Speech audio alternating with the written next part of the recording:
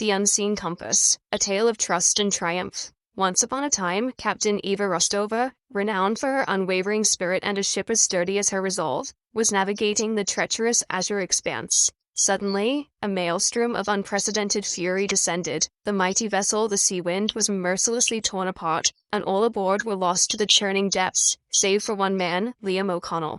By what he could only describe as an act of divine intervention, he clung to a splintered mast and was eventually cast upon the shores of a desolate panic island, Ignis Isle. When Liam finally regained consciousness, the searing sun beat down on his face. He found himself utterly alone, the silence broken only by the distant roar of the ocean.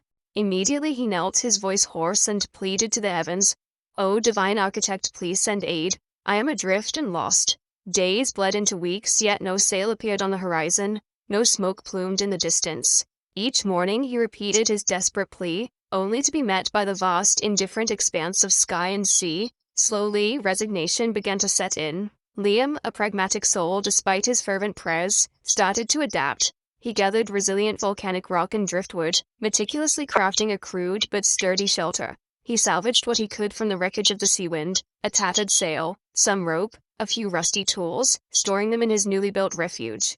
He learned to subsist on the island's meager offerings, tough, fibrous fruits from strange trees, and the occasional fish he managed to spear in the shallows. His days became a monotonous cycle of survival. One sweltering afternoon, Liam decided to venture further inland for more provisions. Before he left, he carefully built a small signal fire, hoping its smoke might catch the attention of a passing ship, though he held little real hope. When he returned hours later, laden with strange roots and berries, a horrifying sight greeted him. His meticulously built shelter, his only sanctuary, was engulfed in a roaring inferno.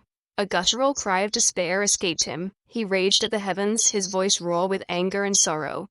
"God, I begged you for help. I built a home, and you snatched even that away. How could you be so cruel?" He collapsed onto the scorched earth, tears mingling with sweat and ash, his complaints echoing into the silent, star-strewn night, until exhaustion claimed him. The next morning, Liam was jolted awake by a cacophony of sound, the deep thrum of an engine, the creak of ropes, and the shouts of voices. He pried open his eyes and beheld an impossible sight. A magnificent steam-powered vessel, the Phoenix, was anchored just offshore, and a small boat was already making its way toward the beach. He scrambled to his feet, disbelief warring with overwhelming joy. Help had finally arrived. As he was brought aboard the Phoenix, Liam, still dazed, approached the ship's captain, a woman with piercing blue eyes and a confident stance, Captain Eva Rostova. How did you find me?" Liam stammered, his voice still hoarse. Captain Rostova smiled, a knowing glint in her eyes. "We spotted a remarkable column of smoke from the island, a fire signal unmistakable against the dawn sky. We knew instantly someone was in dire need." Liam frowned. "A fire signal. But I didn't send one." "Well, we certainly saw it," Captain Rostova replied, gesturing back towards the receding island. A rather impressive blaze, actually. Suddenly, a wave of realization washed over Liam. The burning hut, the devastating fire he had cursed the night before, that was the signal the captain spoke of. In that moment, a profound understanding dawned upon him. What he had perceived as utter destruction, a cruel twist of fate, was in fact the very instrument of his salvation. It was a plan far grander, far more intricate than his limited mind could have ever conceived. A wave of profound gratitude replaced his earlier despair, and he began to give thanks, not for his rescue alone, but for the unseen hand guiding his destiny.